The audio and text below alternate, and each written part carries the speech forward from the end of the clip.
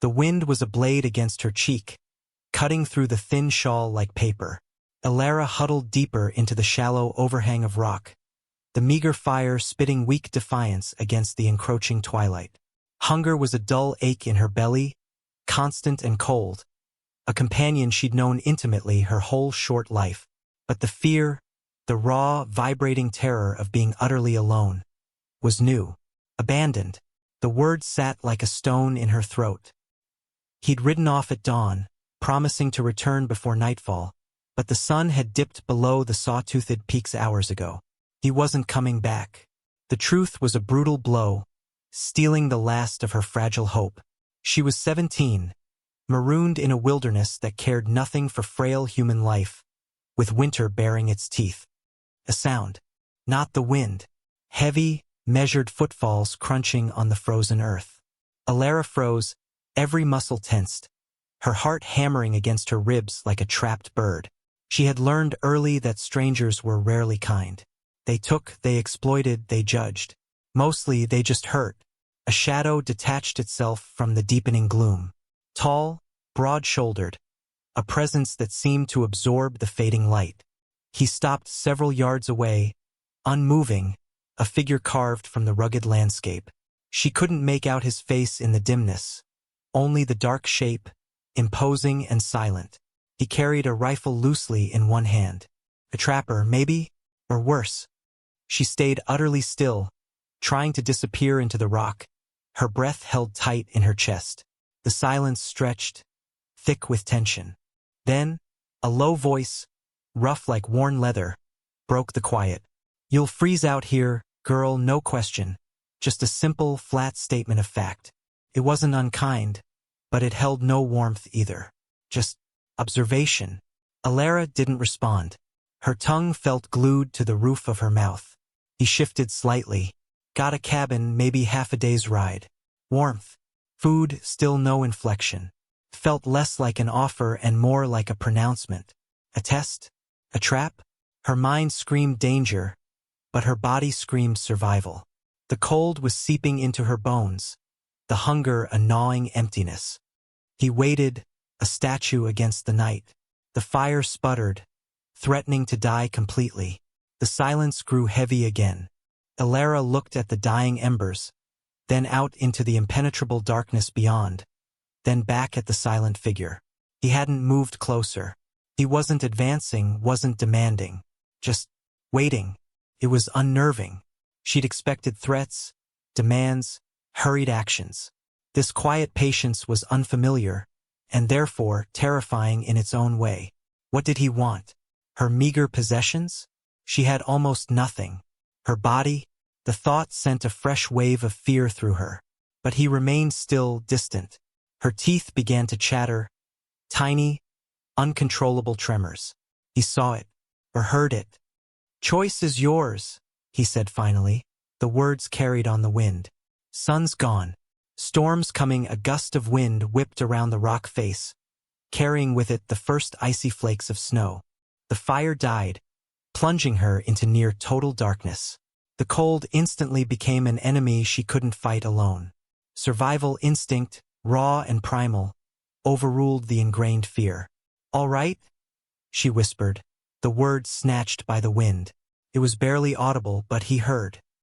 He simply turned, a dark shape moving through the darker night, and began walking slowly towards where she assumed his horse was tethered. He didn't offer a hand, didn't look back to see if she followed.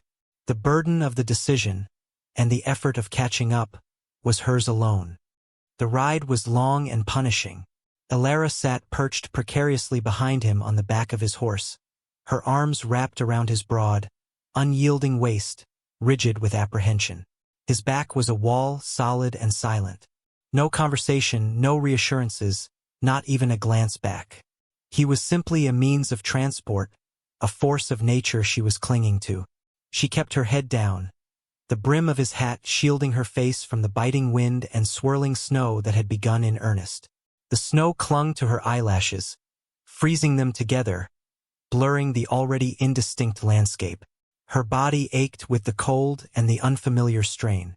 She felt exposed, vulnerable, acutely aware of the warmth radiating from his body even through layers of rough cloth. It was a stark contrast to the chill in the air and the deeper, colder chill in her soul. They reached the cabin well after midnight. It was small, sturdy, built low against the wind. Smoke curled from the chimney, a beacon of warmth that made Alara's eyes sting.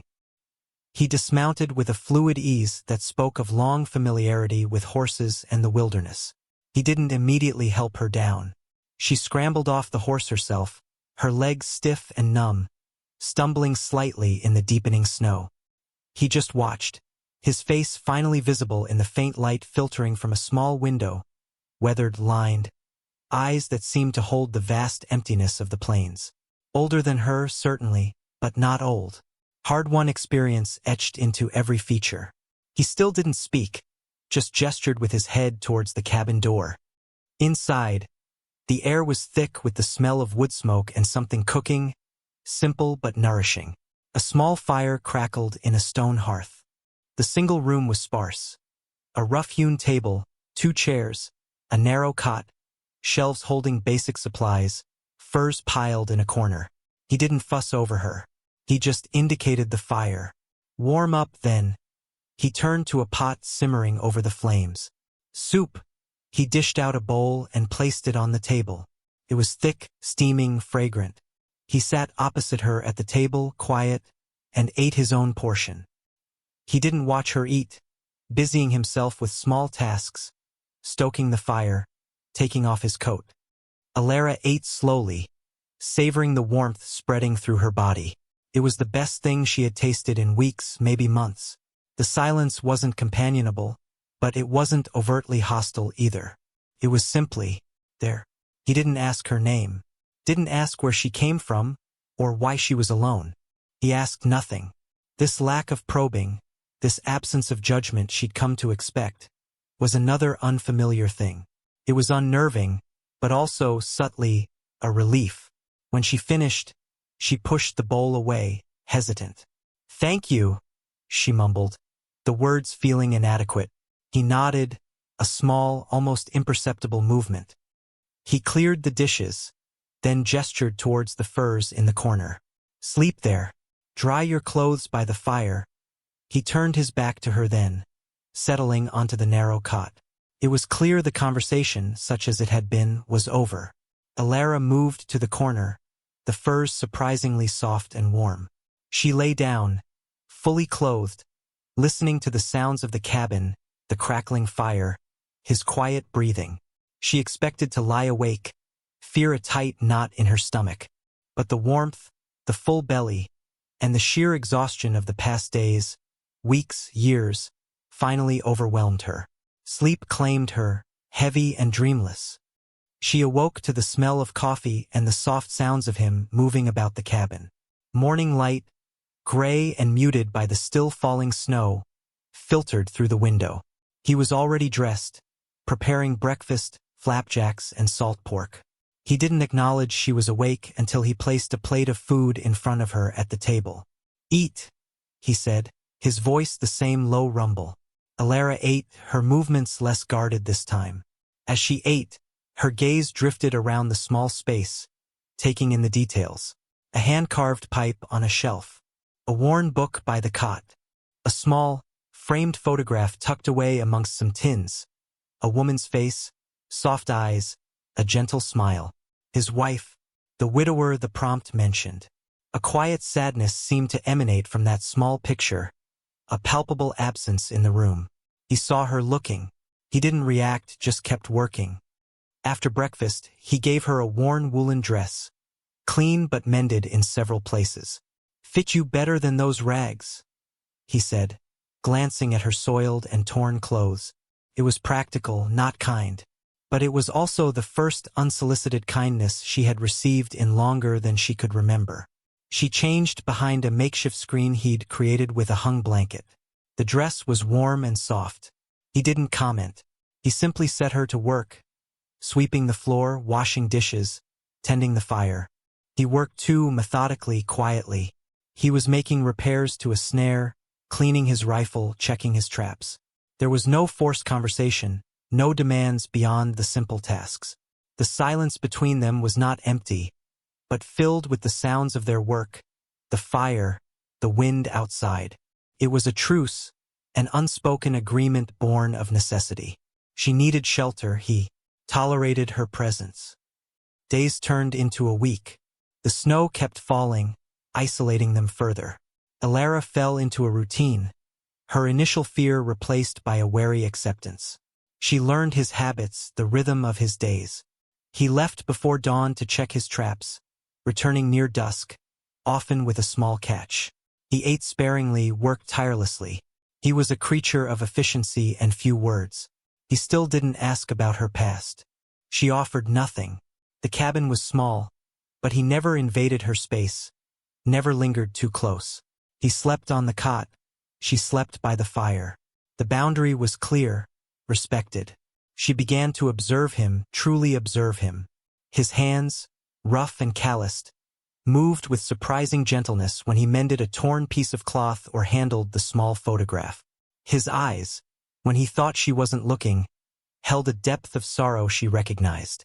He had known loss, deep loss. It was a shared language they didn't speak. One evening, a particularly fierce gust of wind rattled the cabin walls, making the fire leap and cast dancing shadows. Elara flinched involuntarily. He looked up from the snare he was mending. His gaze met hers across the small room. There was no pity, no judgment, but a quiet acknowledgement in his eyes, an understanding of fear. It was a fleeting moment, gone as soon as it appeared, but it resonated deep within her. He didn't say anything, just went back to his work. But the simple, shared moment, the silent recognition of vulnerability, felt like a tiny thread weaving between them, fragile but present. She was beginning to see Silas, not just the imposing figure from the rocks, but the man. A man shaped by hardship, yes, but not defined by cruelty. The external threat arrived not with the weather, but with a sound. A horse, approaching through the heavy snow, deliberate and unwelcome. Silas had been outside, clearing snow from the doorway. He came back in, his face grim. He didn't need to say anything. Elara felt the shift in the air, the sudden tension that replaced the quiet routine. He picked up his rifle, checking the load. The knock came, heavy and demanding. Silas stood by the door, rifle held loosely but ready. He didn't open it immediately. "Who is it?" His voice was low, flat, devoid of welcome. A man's voice from outside, harsh and unpleasant, responded. "Heard you got a stray girl holed up in there, Silas. Property she is. Come to collect." Elara's blood ran cold. Property. The word stripped her bare, reducing her existence to ownership, to a thing to be claimed. Fear, sharp and visceral, returned with full force. She retreated instinctively towards the back of the cabin, her eyes wide with terror. Silas didn't look at her. His focus was entirely on the door. "Don't know what you're talking about," he said, his voice a low growl. "Just me here." The man outside laughed. A nasty sound. "Come on, Silas. Word travels even in this snow. Open up, or we can make this difficult." Silas didn't budge. "She ain't here," he repeated. "Now get off my land." The threat in his voice was clear and absolute. A moment of tense silence, then the sound of splintering wood as the man tried to force the door. Silas raised the rifle. "Last chance," he warned. The man outside swore, rage replacing his false jocularity. A shot rang out, tearing through the door frame near Silas's head. He reacted instantly, kicking the door hard, slamming it shut against the intruder, then stepping back. Elara gasped. This wasn't quiet observation anymore. This was danger, here now. Silas moved with surprising speed and economy of motion, reinforcing the door with a heavy bar. "Window," he barked at Elara, pointing to the small opening. "Stay low." More banging on the door, shouts from outside. The man wasn't alone. Two sets of voices now. Silas moved to the window, peering out carefully. The snow was thick, limiting visibility. "Can't see 'em well," he muttered. "But they ain't leaving." Elara crouched by the hearth, her heart pounding, every sense on high alert. She watched Silas, his face a mask of grim determination. He wasn't a fighter by nature, she sensed, but he was capable. He was protecting her. The realization was a powerful jolt. He barely knew her, yet he was risking his life for her. Why? The question felt too big, too overwhelming in the face of the immediate threat. Another shot hit the cabin wall, closer this time. Splinters flew. Silas ducked back. Might try the roof, he speculated aloud, thinking. Or break in round the back. He glanced at Alara, his eyes meeting hers briefly. Stay down. And stay quiet. He moved away from the window, towards the cot, reaching under it. He pulled out a second rifle, an older one. He checked its mechanism, his movement sufficient. He looked at her again, a decision made. He didn't offer it to her. He didn't know if she could use it. He didn't know anything about her, really, but he knew she was terrified and alone. He gripped the rifle, his knuckles white. The noise at the door intensified, the wood groaning under the assault. They were going to break in. Alara braced herself, her fear hardening into a fierce, desperate resolve. She wouldn't go back with them. Not ever. Whatever happened, she would fight. The door burst inward with a final crash, revealing two figures silhouetted against the white backdrop of the snowstorm. Silas didn't hesitate. He raised the rifle. A shot echoed in the small cabin, deafening. One of the figures cried out and stumbled back. The second man ducked inside, moving fast. Silas fired again, missing as the man lunged. The intruder was big, crude, reeking of stale liquor and desperation. He came at Silas, not with a gun, but a heavy knife. Silas dropped the rifle too close to reload and met the charge. The cabin erupted into violent chaos. Furniture was overturned, the small space too confined for a proper fight.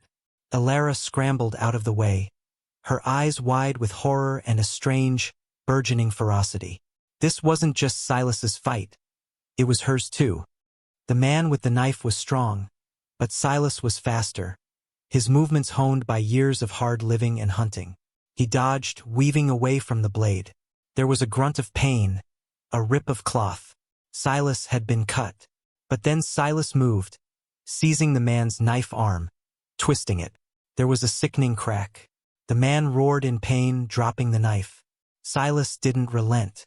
He used the man's own momentum against him, shoving him towards the open doorway. The man stumbled, tried to recover, but Silas was on him, a whirlwind of controlled violence. He wrestled the man out into the snow, the sounds of the struggle muffled by the storm. Alara didn't hesitate. She grabbed the rifle Silas had dropped, fumbling with the mechanism, praying she remembered the few times she'd seen a gun handled. She crept to the doorway, peering out cautiously. The first man was down, groaning in the snow.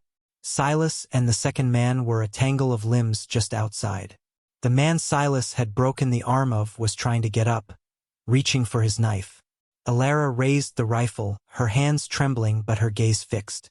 She aimed, not at the man, but at the snow near him. She squeezed the trigger. The shot was deafeningly loud, unnatural in the quiet storm. The man froze, looking up, then scrambled backward away from the sound, whimpering. The second man, distracted, paused in his struggle with Silas. It was all Silas needed. He delivered a hard blow and the man went down. Silas stood over them, breathing heavily. He didn't look at Alara immediately. He just stood there, his chest heaving, the storm swirling around him. He was bleeding from a cut on his arm. Alara lowered the rifle, her knees weak with reaction. The danger was past. For now, the two men lay in the snow, defeated. "Get," Silas said, his voice rough, low. "And don't come back." He didn't need to say it twice. The man with the broken arm staggered to his feet, clutching his limb, and helped the other man up. They cast furious, fearful glances at Silas, and at Alara standing in the doorway with the rifle, before disappearing into the swirling snow. Silas watched them go, then turned slowly back to the cabin. His eyes met Alara's. There was exhaustion there and pain, but also something else.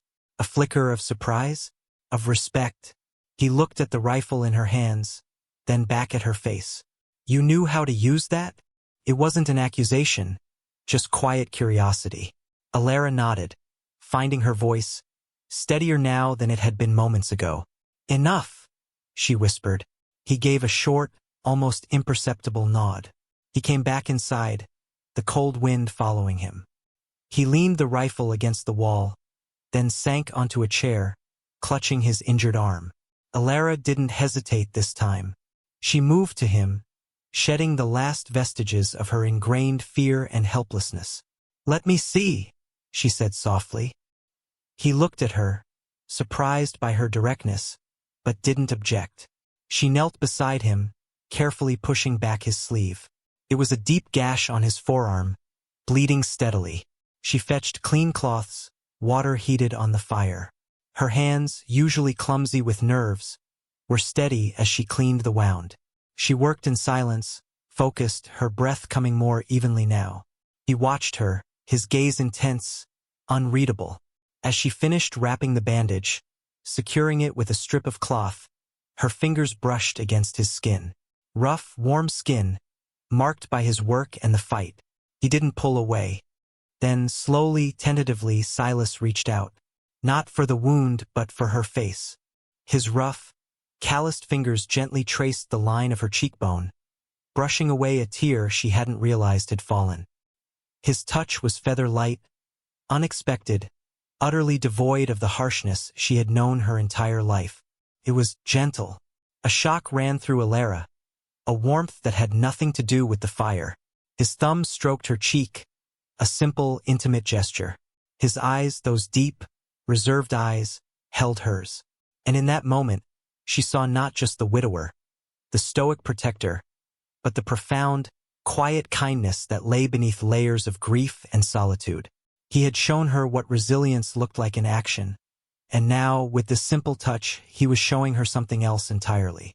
Something that felt like acceptance, like worth, like a gentle hand reaching into the dark and pulling her into the light. The world outside was still a harsh, unforgiving place, and the future uncertain. But inside the small cabin, with the snow falling softly against the window pane, and the man who had saved her life looking at her with unexpected tenderness, Alara felt a shift deep within her. The brittle shell of fear and despair she had carried for so long began to crack, letting in a fragile ray of hope.